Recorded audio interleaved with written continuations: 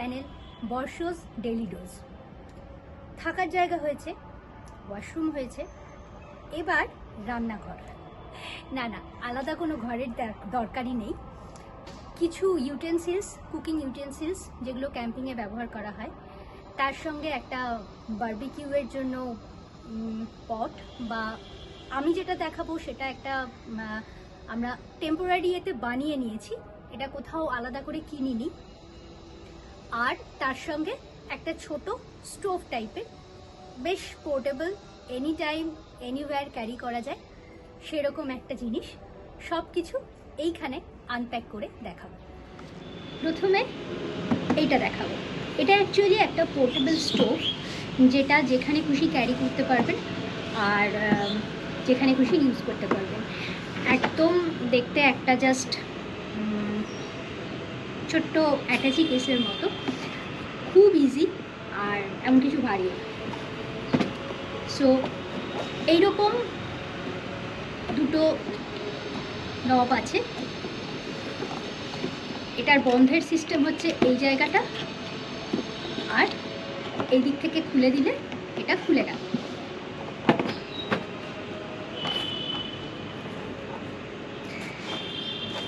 এইটা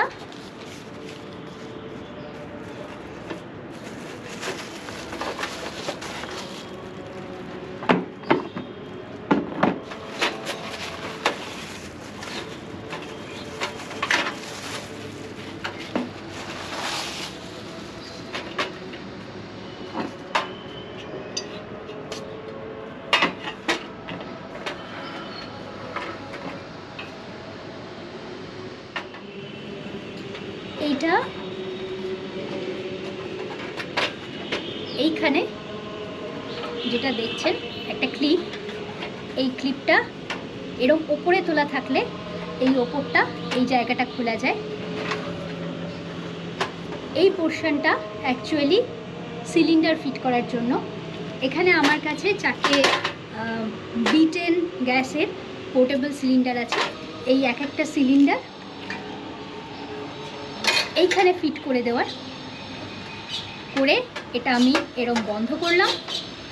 অ্যান্ড এই জায়গাটা নিচের দিকে দিলেই এটা একেবারে আটকে গেল টাইট হয়ে। তারপর এই হচ্ছে নব, এটা হচ্ছে নব। এই নবটাকে অন করে দিলেই, এরকম অন করে দিলেই এখান থেকে ফ্লেম পড়বে। তো এটা তো গেল স্টোভ। এরপর এতে যখন আমি রান্না করব, কি দিয়ে রান্না করব এইখানটায়। আচ্ছা হ্যাঁ, আরেকটা জিনিস, এটা যদিও এর সঙ্গে পাওয়া যায়নি, এটা আমি আলাদা করে কিনেছি। ধরুন আপনি ওপেন এয়ারে রান্না করছেন, কোনো টেন্ট বা সেই রকম কোনো ছাউনির বাইরে, তখন যেটা করতে পারেন,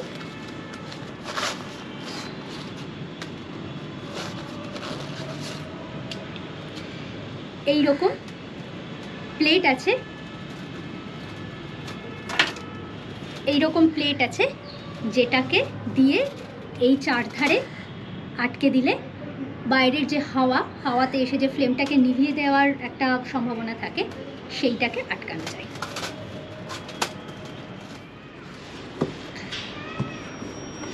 রান্নার গ্যাস হয়ে গেছে, এইবার রান্নার বাসন।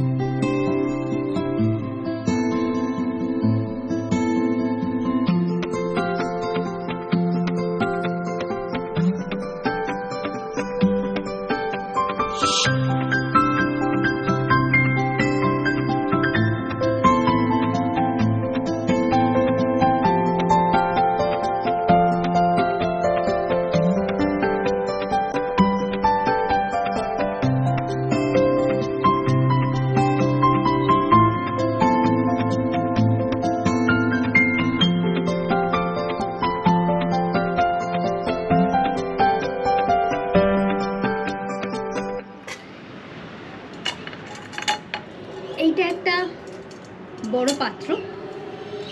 এটা মেনলি ম্যাগি ট্যাগি কিছু বানানোর জন্য, ম্যাগি হোক, কিছু ভাজা করার দরকার হোক, বা কোনো কারি হোক, এনিথিং।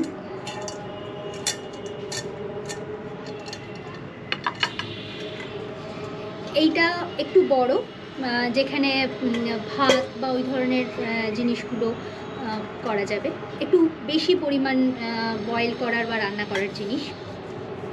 4টে প্লেট আছে, 4টে গ্লাস আছে, 4টে সেট অফ কাঁটা, চামচ আর স্পুন, কাঁটা, চামচ আর ছুরি। এর সাথে এই যে জিনিসটা, এটা হচ্ছে রান্না করার পর কোনো কিছু বেশিক্ষণ ধরে গরম রাখার জন্য এটা ঢাকনা। আর রান্না করা কোনো জিনিস আমি হয়তো ভেতরে রাখতে চাইছি, টেন্টের ভেতরে, সেখানে তো নিচে প্লাস্টিক শিট বা টেন্টেরই কোনো কাপড় কিছু পাতা থাকতে পারে, তো সেখানে ডিরেক্ট গরম জিনিসটা বসালে সেটা জায়গাটারও ক্ষতি হতে পারে। সেইটার জন্য এরকম একটা রাবারের রাখার স্ট্যান্ড, জিনিস রাখার স্ট্যান্ড টাইপের বলতে পারেন, এটাকে ইউজ করা যায়। তো এটাকে এরমভাবে রেখে এটার ওপর বসিয়ে দিলে ডিরেক্ট কিছু টাচ হয় না, আর তার সঙ্গে গরমটাও লাগে না অতটা, কারণ যেহেতু এটা রাবারের। সো এই ছিল কমপ্লিট কুকিং সেট। রান্নার জায়গা হলো, রান্নার বাসনপত্র হলো, কিন্তু ক্যাম্পিং একটা জিনিস ছাড়া একদম অসম্পূর্ণ, সেটা হচ্ছে বারবিকিউ। আমি কোনো বারবিকিউয়ের জন্য যে পোর্টেবল বারবিকিউ পটগুলো পাওয়া যায়, আমি সেরকম কোনো কিছু কিনিনি। আমি যেটা করেছি যে বানিয়ে নিয়েছি, মানে আমি ডিজাইনটা বলে দিয়েছিলাম, সেই অনুযায়ী এটা বানিয়ে নিয়েছি বাইরে থেকে। একটা DIY পোর্টেবল বারবিকিউ গ্রিল, এরকম একটা খাঁচা, যেটার দুদিকে এরকম দুটো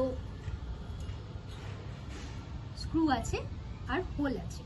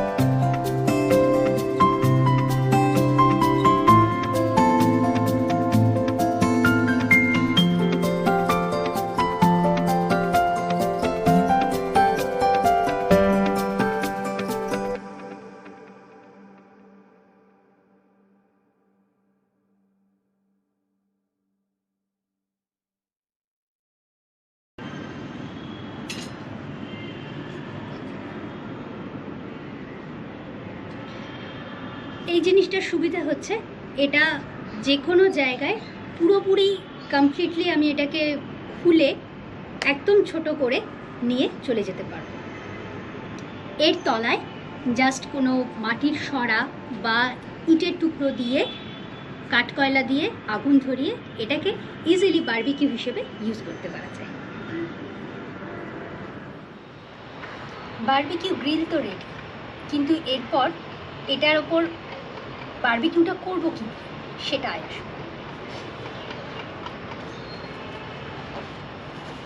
এটা একটা কমপ্লিট বারবিকিউ গ্রিল কিট।